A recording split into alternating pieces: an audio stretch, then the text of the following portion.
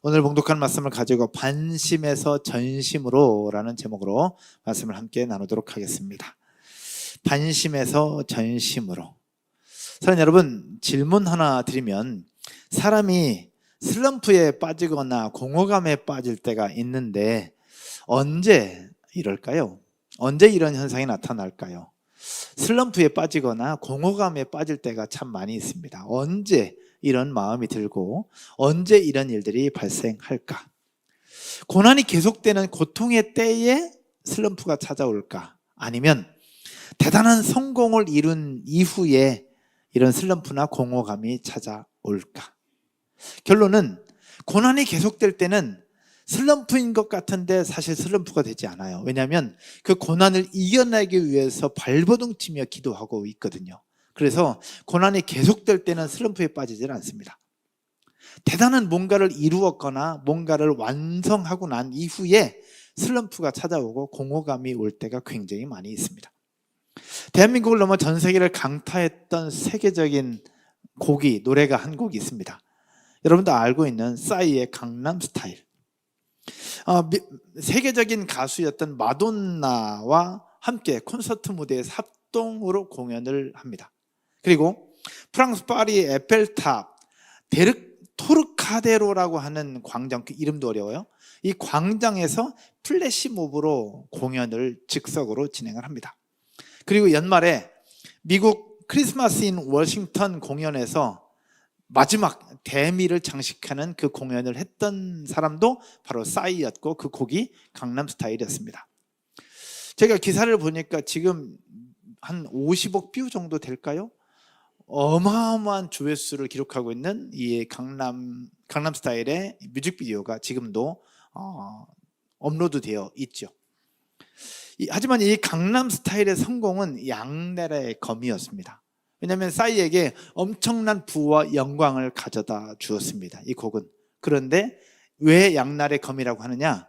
엄청난 부와 영광을 가져다 주었지만 또 한편으로는 또 다른 히트곡을 만들어야 된다는 압박감과 부담감이 이 싸이를 짓누르기 시작했던 시점이기도 합니다.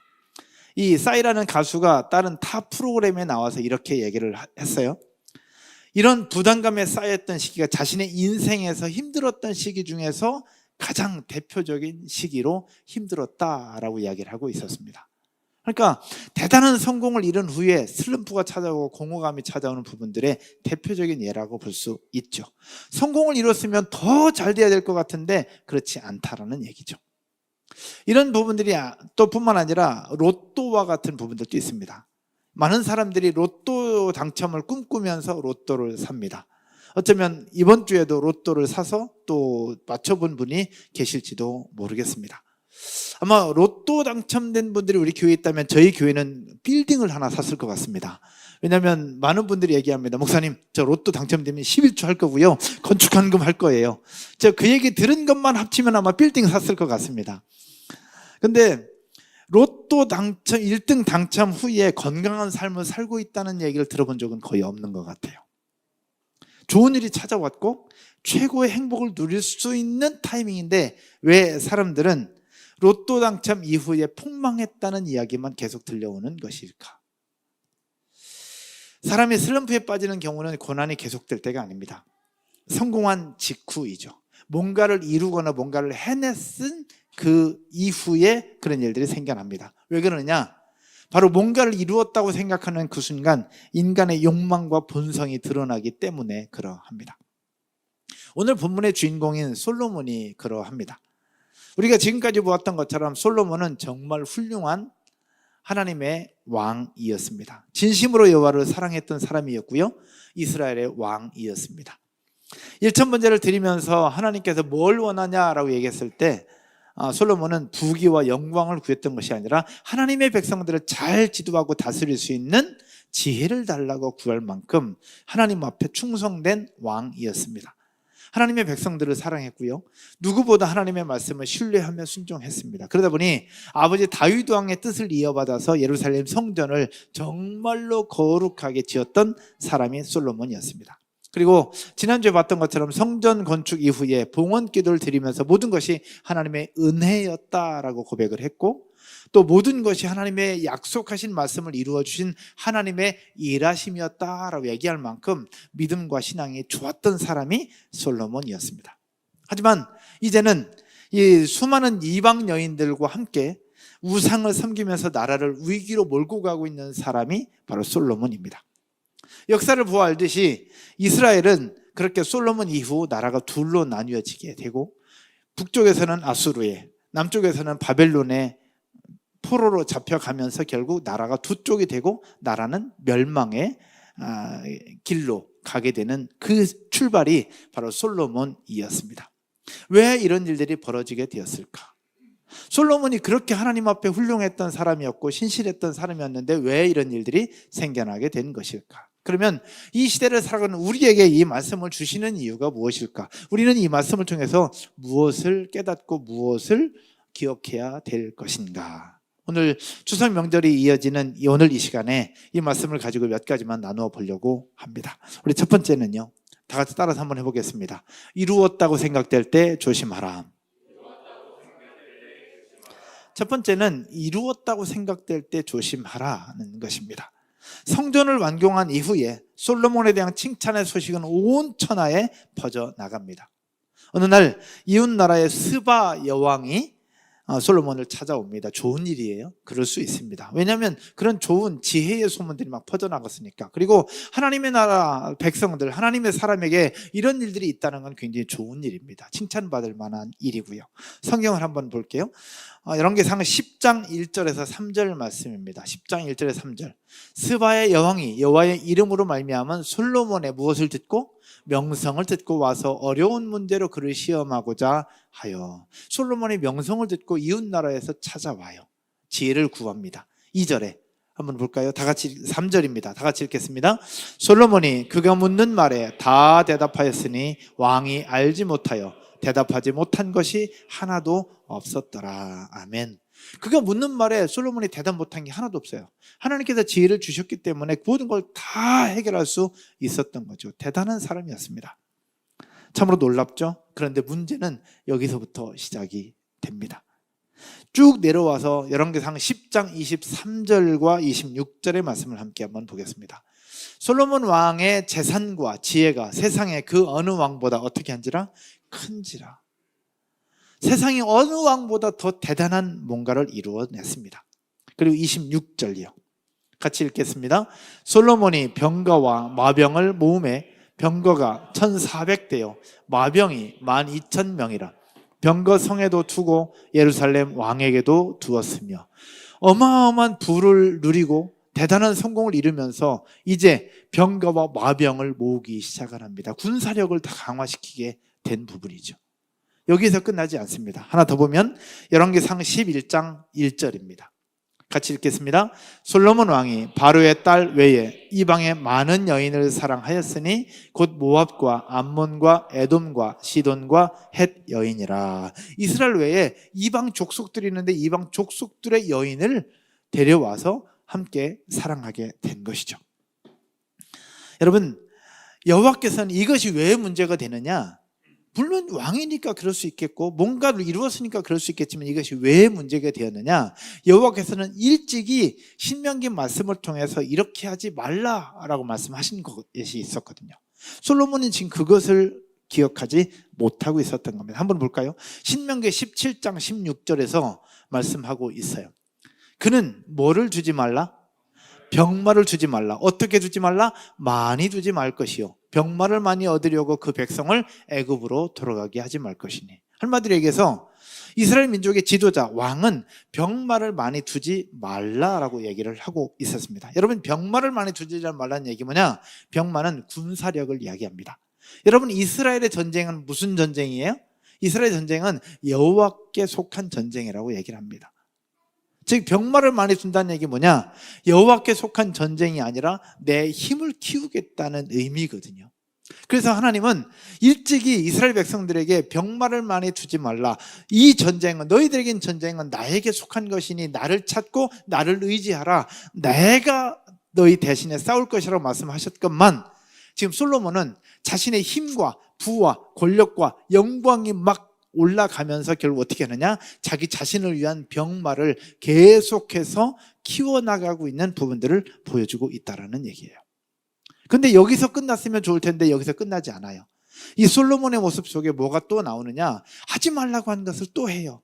오늘 보면 2절 한번 볼까요? 2절 다 같이 한번 읽어보겠습니다. 오늘 보면 2절에서 여호와께서 일찍이 여러 백성에 대하여 이스라엘 자손에게 말씀하셨습니다. 뭐라고 얘기하셨느냐? 노란 것이요, 너희는 그들과 서로 통혼하지 말며 그들도 너희와 서로 통혼하게 하지 말라.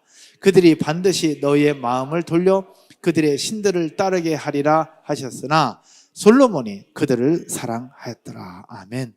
병마를 많이 두지 말라고 말씀하셨고 이방 여인들과 더불어서 통혼하지 말라라고 말씀을 하셨어요. 통혼이라는 게 뭐냐면 우리나라 사람이 외국 사람과 함께 국제 결혼을 얘기하는 겁니다. 즉 이방신을 섬기는 그 여인들과 서로 결혼하지 말라고 얘기하고 있는데 지금 솔로몬 왕이 본인이 앞장서서 그 여인들을 데려다가 사랑하는 부분들을 보여주고 있는 겁니다. 솔로몬 자신이 먼저 통혼하고 있어요. 물론 정치적인 입장에서 화친정책이라는 명분이 있을 수 있어요. 그러면서 나라를 더 강하게 하려고 하는 명분이 있을 수 있었으나 이방의 많은 여인들로 하여금 여호와 하나님을 향한 마음을 빼앗기게 됩니다. 결국 온 백성이 우상을 섬기는 길로 들어서게 되어요. 그러면서 오늘 보면 4절과 5절을 한번 다 같이 한 번 더 보겠습니다. 같이 읽겠습니다.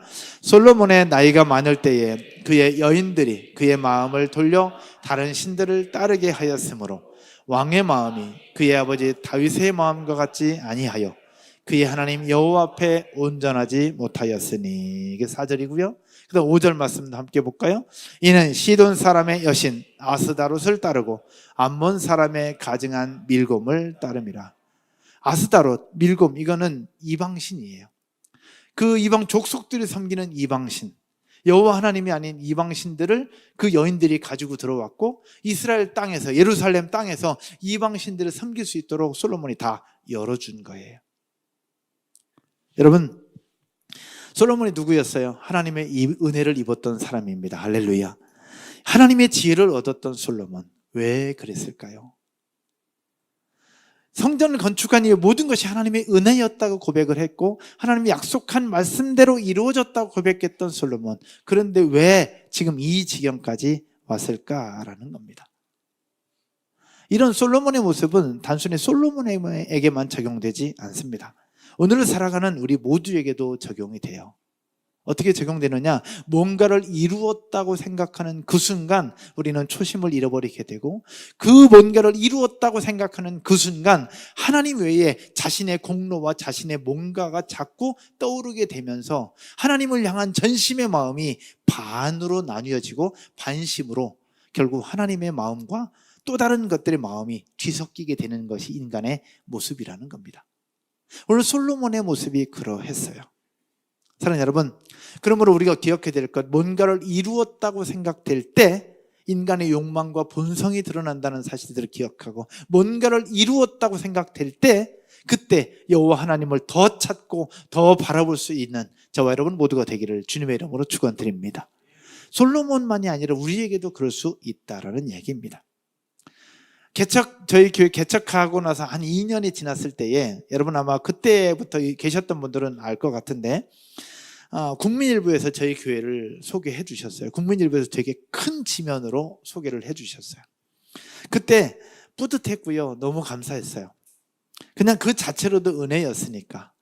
그리고 그때 키즈카페로 시작됐던 교회가 대한민국에 없었으니 저희 교회가 굉장히 소문이 많이 났고 또 국민일보 이후에 CTS, CBS 뭐 여러 가지 방송과 언론에 저희 교회가 소개됐던 그런 시간들이 있었어요. 근데 그것이 계속 진행되다 보니 이건 아닌데 하는 생각이 들어서 그때부터 다 모든 것들을 이야기되는 거 다 끊었던 때가 있었습니다. 그러다가 최근이었습니다.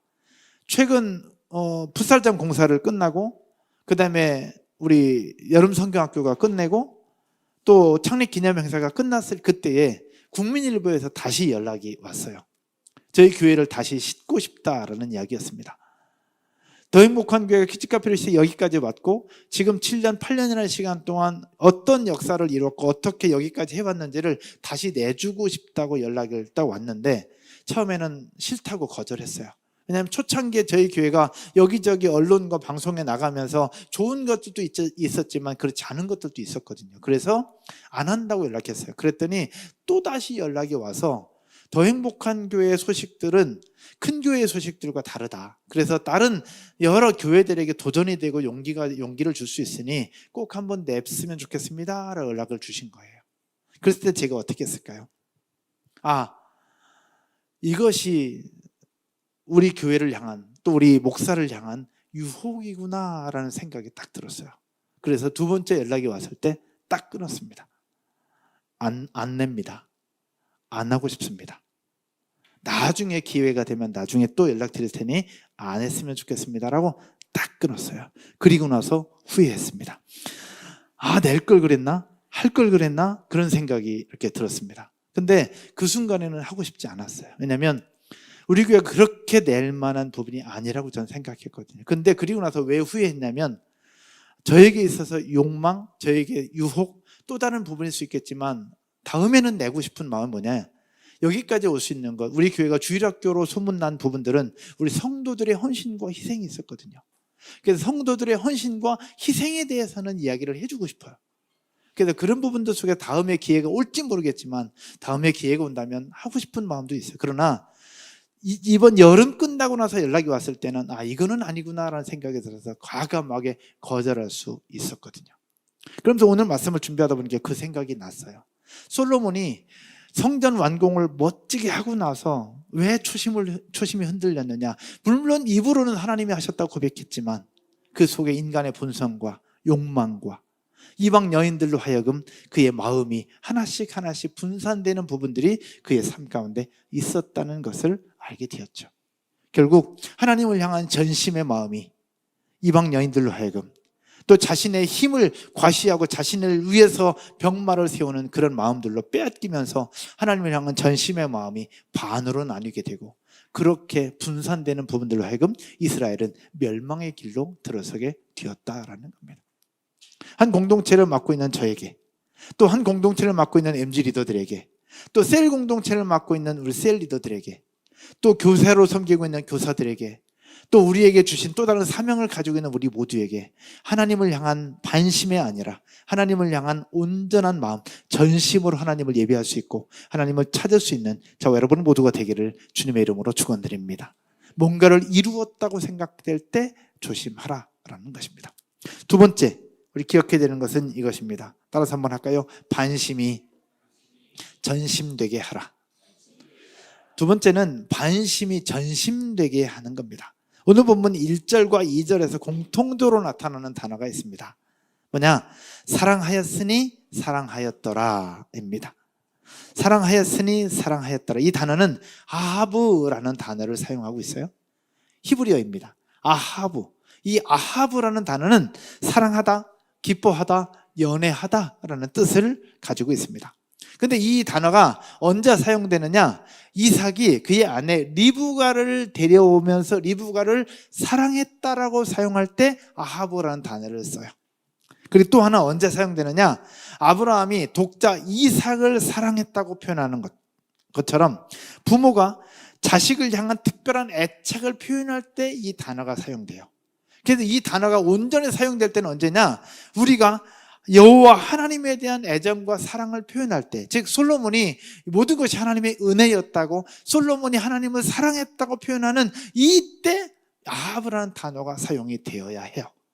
근데 오늘 본문 속에서 1절에도 사랑하였으니 2절에도 사랑하였더라. 누구를 사랑했다는 거예요? 이방 여인들을 사랑했다는 거죠. 근데 이때 사용했던 이 사랑했다는 단어가 바로 여기에서 사용돼요.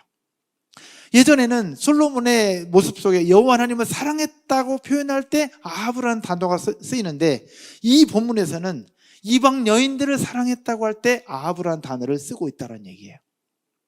대상이 바뀐 거예요. 여호와 하나님을 향한 온전한 사랑이어야 되는데 여호와 하나님이 아니라 이방 여인들을 향한 표현으로 이 단어를 사용하고 있다는 거예요. 무엇을 말하는 것일까? 것일까?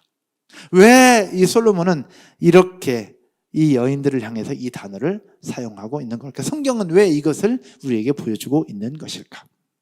오늘 보면 3절과 4절의 말씀을 한번 볼까요? 3절과 4절입니다. 온라인으로 예배하시는 분들도 함께 한번 보겠습니다. 왕은 후궁이 몇 명이요? 700명이요. 첩이 300명이요. 이거 부러워하는 분들은 안 계시죠? 네. 그의 여인들이 왕의 마음을 어떻게 했더라? 돌아서게 했더라. 그의 여인들이 왕의 마음을 돌아서게 합니다. 4절. 4절 한 번 더 보겠습니다. 솔로몬의 나이가 많을 때에 그의 여인들이 그의 마음을 어떻게 돌려 다른 신들을 따르게 하였으므로 노란 것이 같이 읽겠습니다. 왕의 마음이 그의 아버지 다윗의 마음과 같지 아니하여 그의 하나님 여호와 앞에 온전하지 못하였으니. 아멘. 여러분, 솔로몬이 왜 하나님을 향해서 사랑했다고 했던 그 표현을 여인들을 향해서 사랑했다는 표현으로 바뀌었을까? 그럼 여기서 여러분들에게 질문 하나 드려볼까요? 그럼 솔로몬은 여호와 하나님을 사랑했을까? 안 했을까? 사랑했을까요? 안 했을까요? 여호와 하나님 사랑했어요. 솔로몬은 여호와 하나님을 사랑했습니다. 그리고 또 누구도 사랑했어요? 수많은 이방 여인들도 사랑했습니다. 하나님을 향한 전심의 마음이 분산된 거예요. 여러 신학자들은 얘기합니다. 솔로몬은 여전히 하나님을 사랑하고 있었다고. 왜? 역사적인 기록에 보면 솔로몬이 이방신을 섬겼다는 기록이 없어요. 솔로몬이 이방신을 섬겼다는 기록은 없습니다. 단 누구? 자기가 사랑했던 여인들이 이방신을 섬길 수 있도록 허락을 다 해준 거지. 그래서 솔로몬은 하나님도 섬기고 이방신도 섬기고 그의 마음이 반으로 나뉘었던 솔로몬의 모습을 보여주고 있는 거예요. 그래서 성경은 오늘 본문에서 다윗의 마음과 같지 아니했다. 그리고 여호와 앞에 온전하지 못하였다라고 기록하고 있다라는 이야기죠. 사랑하는 여러분, 이방 여인들을 향한 솔로몬의 아하브라고 하는 단어, 바로 신명기에서 여호와 하나님을 향한 사랑의 고백 때 사용했던 단어. 그렇다면 저와 여러분의 삶에서는 과연 어떠할까요? 여러분들은 이 하나님을 향한 아하브라는 단어를 고스란히 온전히 사용할 수 있겠느냐라는 이야기입니다. 하나님을 사랑하는 마음 반, 여인들을 사랑하는 마음 반, 절반의 사랑이죠. 여러분의 절반의 사랑은 사랑일까요? 아닐까요? 절반의 사랑은 사랑일까? 아닐까? 사랑처럼 보이지만 하나님을 향해서는 사랑이 아니라는 것을 기억하시기를 주님의 이름으로 축원드립니다. 하나님은 자신을 온전히 사랑하기를 원하세요. 그리고 자신을 온전히 사랑할 때에 우리가 사랑해야 될 그 대상을 하나님이 사랑해 주시고 보호해 주신다는 사실을 기억하기를 주님의 이름으로 축원드립니다. 예전에 청년부에서 있었던 일입니다.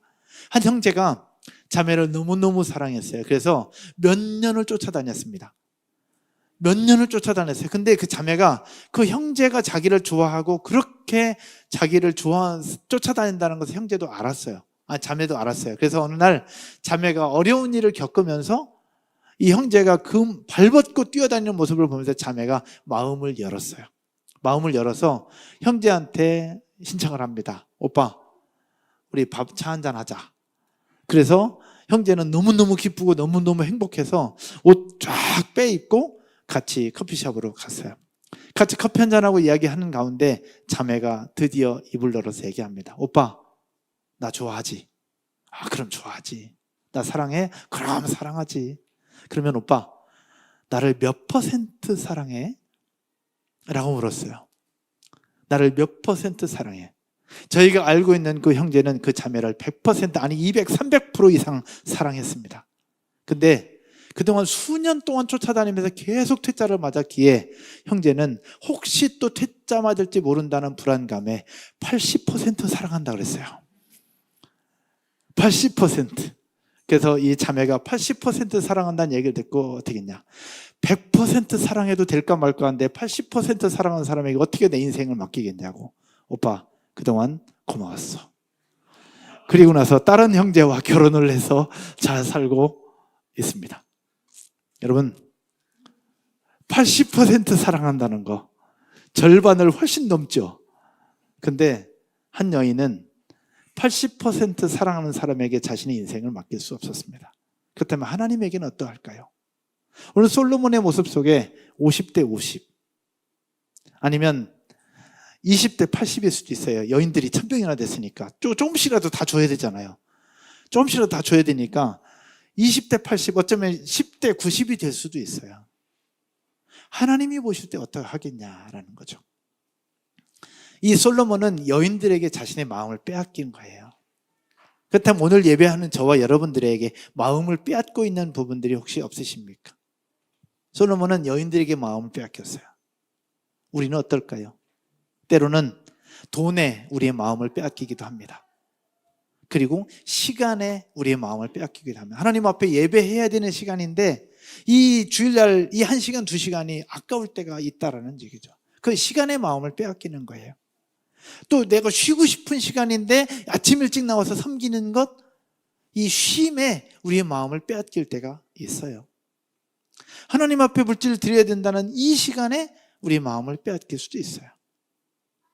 또 우리 가족이라는 가족이 너무너무 행복한 이 가족이라는 것과 하나님이라는 것에, 하나님 앞에 집중해야 되는 것에 가족으로 하여금 마음을 빼앗길 수도 있다는 얘기죠. 이거는 저는 잘 모르는 부분, 여러분 스스로는 알 것 같아요. 하나님은 우리에게 말씀하십니다. 하나님 앞에 반심이 아니라 전심으로 하나님을 예배할 수 있기를 주님의 이름으로 축원드립니다. 하나님의 성전을 지었던 솔로몬, 그 성전과 경쟁하듯이 이제는 마주보는 산당을 짓습니다. 하나님의 도성을 우상의 소굴로 만들어버려요. 결국 나뉜 솔로몬의 마음처럼 결국 이스라엘도 나뉘게 되죠. 남유다와 북이스라엘로. 여러분, 말씀에 온전히 순종하지 않고도 적당히 세상과 타협하면서 하나님을 섬긴다는 것은 있을 수 없습니다. 하나님은 그런 걸 원하지 않아요.